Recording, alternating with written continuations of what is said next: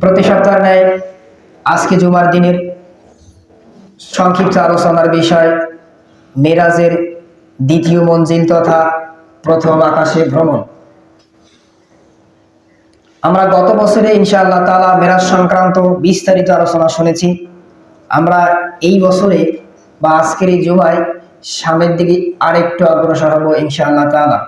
আল্লাহ সুবহানাহু ওয়া তাআলা মেরাজের দ্বিতীয় মঞ্জিল তথা প্রথম আসমানে ভ্রমণ সংক্রান্ত আলোচনা আপনাদের সকলকে মনোযোগ সহকারে শোনার বোঝার তৌফিক দান করুক, আমাকে বলার তৌফিক দান করুক, সকলে মিলে আল্লাহুম্মা আমিন।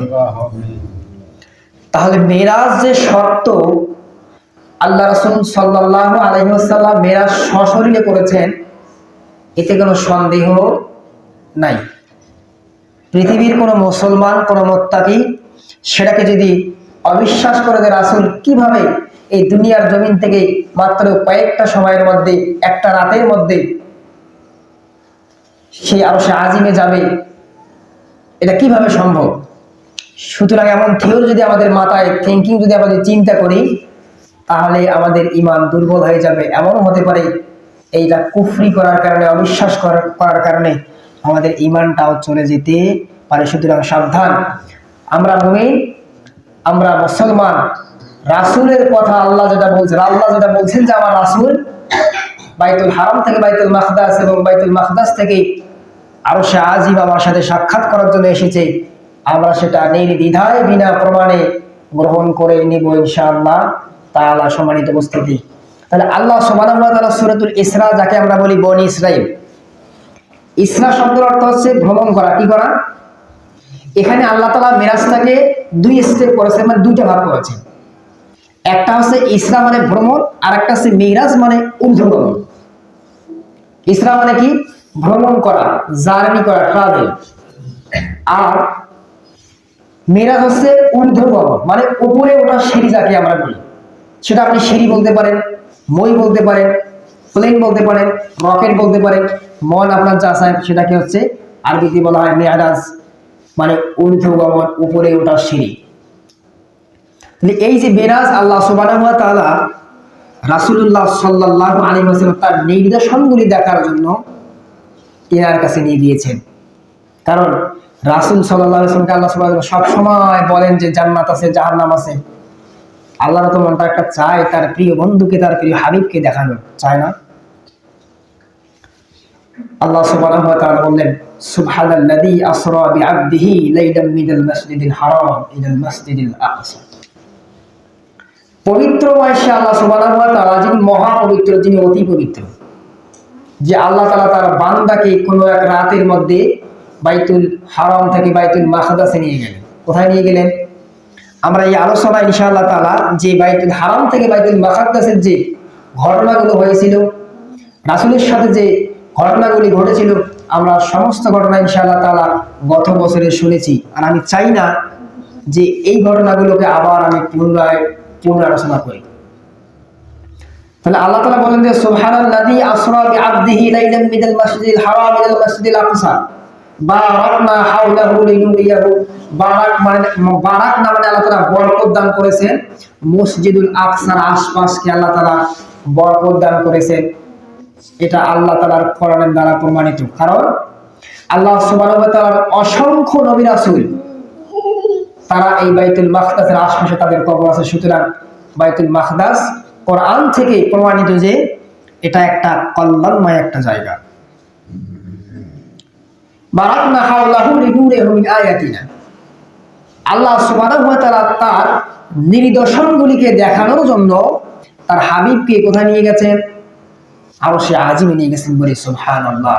সুতরাং এই যে ভ্রমণটা করলেন, আরশে আজিমে গেলেন, এইটাকে আমরা এক কথায় বলি যে মেরাজ। কি বলি? আমরা বলি মেরাজ, যদিও বা ইসরা শব্দটার সাথে থাকা দরকার, কিন্তু আমরা সেটাকে কি বলি? মেরাজ। সুতরাং অত্যন্ত গুরুত্বপূর্ণ একটি মাস রজব মাস আমরা পেলাম, যেই মাসের বর্ণনা এসেছে যে 27 তারিখে, অর্থাৎ 26 দিবস 27 তারিখে আল্লাহ রাসূল সাল্লাল্লাহু আলাইহি ওয়াসাল্লাম তিনি চলে গিয়েছিলেন। যদিও বা এই সংক্রান্ত অনেক মতভেদ আছে যে এই মাসে মেরাজ হয়নি, মতপার্থক্য যেটা আছে, আমরা এদিকে যাচ্ছি না।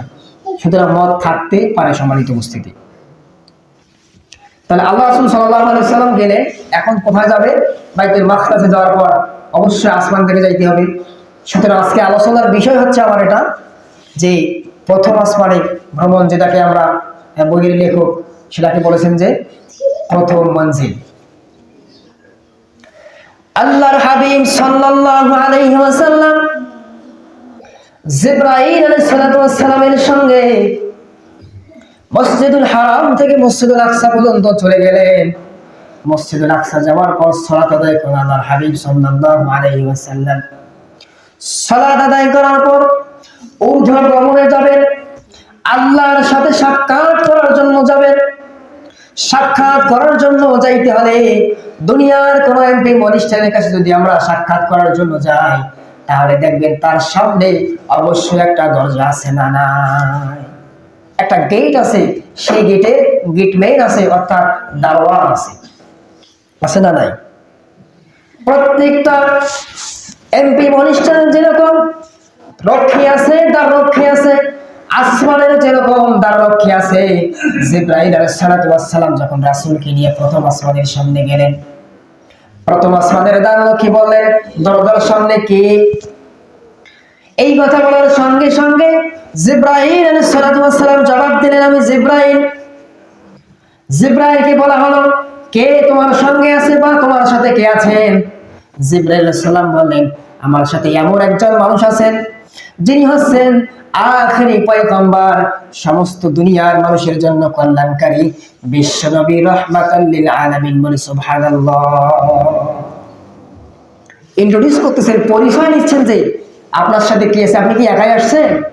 কারণ দারোয়ানের কাজ, কোথা থেকে আসছেন, কোথায় যাচ্ছেন, কার সাথে দেখা করবেন, কি হয় আপনার, এগুলো কি করে জবাব নেয় তার কাছ থেকে নেয়, দুনিয়ার মানুষের কাছ থেকে আমরা শিখেছি। সুতরাং কোথা থেকে আমরা শিখলাম? আসমানের দ্বাররক্ষীরাও জিবরাইলকে বলেন, তোমার সঙ্গে কি আছে?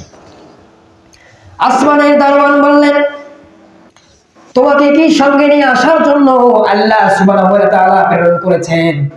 জিবরাইল আলাইহিস সালাম বলে, হ্যাঁ, আল্লাহ রাব্বুল আলামিন আমাকে তেনাকে সঙ্গে নিয়ে আনার জন্য মনোনীত করেছেন।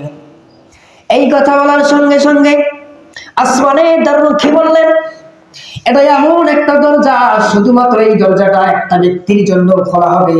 সেই ব্যক্তি হচ্ছে আখিরি জামানার পয়গম্বর, বিশ্ব নবী মুহাম্মদ রাসূলুল্লাহর জন্য। সুতরাং আর কারোর জন্য এটা খোলা হবে না, একটা স্পেশাল মানুষের জন্য একটা স্পেশাল দরজা আল্লাহ সুবহানাহু ওয়া তাআলা প্রথম আসমানে সেট করে দিয়েছেন। বলি সুবহানাল্লাহ। সম্মানিত মুসলিম মুসল্লি, আল্লাহর হাবিব সাল্লাল্লাহু আলাইহি ওয়াসাল্লাম যখন প্রথম আসমানের মধ্যে প্রবেশ করলেন, আসমানের মধ্যে ফেরেশতাদের মধ্যে মারহাবা মারহাবা, স্বাগতম স্বাগতম বলে হই আল্লাহ উঠে গেল। কারণ আসমানের মধ্যে এমন একজন মানুষ এসেছেন, যেই মানুষটা হচ্ছেন আল্লাহ সুবহানাহু ওয়া তাআলার বন্ধু, আল্লাহ সুবহানাহু ওয়া তাআলার অত্যন্ত কাছের একজন মানুষ, বিশ্ববাসীর জন্য যাকে আল্লাহ তাআলা কল্যাণ হিসেবে সৃষ্টি করেছেন, মঙ্গল হিসেবে সৃষ্টি করেছেন। সুতরাং আসমানবাসীগুলো কি করলেন? তাকে আহলান সাহলান মারহাবা স্বাগতম করে ভেতরে প্রবেশ করলেন। আল্লাহ রাসূল সাল্লাল্লাহু আলাইহি ওয়াসাল্লাম যখন প্রথম আসমানের মধ্যে প্রবেশ করলেন, প্রবেশ করার সঙ্গে সঙ্গে একটু সামনে আগালেন। সামনে একটু আগানোর পর দেখলেন যে বিশাল বড় আকৃতির সুন্দর সুদর্শন চেহারার একজন মানুষ, সুন্দর জান্নাতি পোশাক পরে সুন্দর একটা চেয়ারের মধ্যে বসে আছে। আল্লাহ রাসূল সাল্লাল্লাহু আলাইহি ওয়াসাল্লাম সেই মানুষটার দিকে লক্ষ্য করলেন, দৃষ্টিপাত করলেন।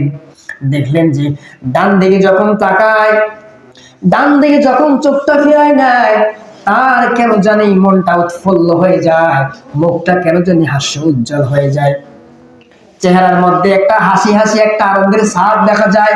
আর যখন ওই মানুষটা বাম দিকে যখন তাকায়, তার মধ্যে একটা ক্রন্দন ভাব এসে যায়, মনটা মলিন হয়ে যায়।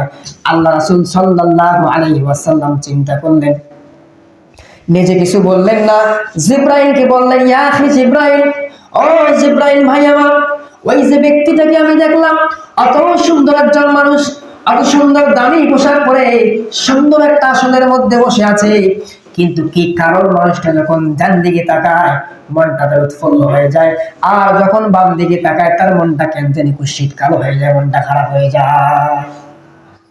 জিবরাইল বললেন তাকে আগে সালাম করুন, উনি হচ্ছেন বিশ্ববাসীর হচ্ছে আদি পিতা, আপনার হচ্ছেন আদি পিতা বলে আদম আলাইহিস সালাম, আপনি তাকে সালাম করুন। আল্লাহ রাসূল সাল্লাল্লাহু আলাইহি ওয়াসাল্লাম তাকে সালাম দিলেন।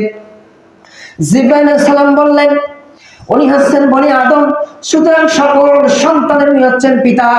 ডান দিকে হচ্ছে তার ভালো সন্তানগুলো, আর বাম দিকে হচ্ছে তার খারাপ সন্তানগুলো। সুতরাং ভালো সন্তানের দিকে তাকালেই পিতা মাতার মনে ভালো ভালো থাকে না, মন্দ থাকে। প্রত্যেকটা পিতা মাতা যখন তার ভালো সন্তানের দিকে তাকায় আর সন্তানের জন্য দোয়া করে, বাবা তুই যুগ যুগ বেঁচে থাক, আর যখন খারাপ সন্তানের দিকে তাকায় তখন পিতা কি বলে, তোর মতো কুলাঙ্গার দুনিয়াতে না থাকাই বলে আমি তো ওর পিতা হতে চাই না। কথা বল ঠিক কিনা? এটাই দুনিয়ার বাস্তবতা। সুতরাং এই বাস্তবতাগুলো আমরা কোথা থেকে পেলাম? রাসূলুল্লাহ সাল্লাল্লাহু আলাইহি ওয়াসাল্লামের জীবনী থেকে পেলাম।